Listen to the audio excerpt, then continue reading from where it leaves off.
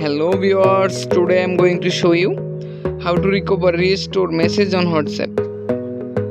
Okay, let's start the video. Follow my all steps.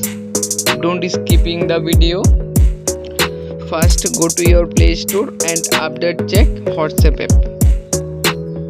Okay, search WhatsApp app.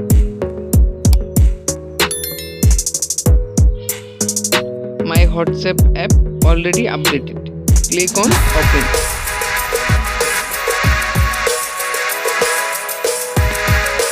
Click on three dot option.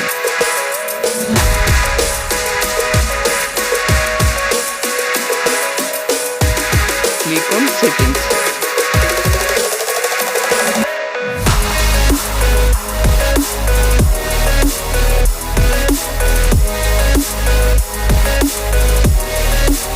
Click on chats.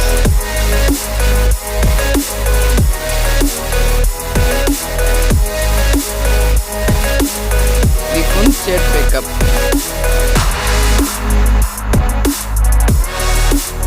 Click on backup. Thanks for watching my video. Please subscribe my channel. Thank you guys.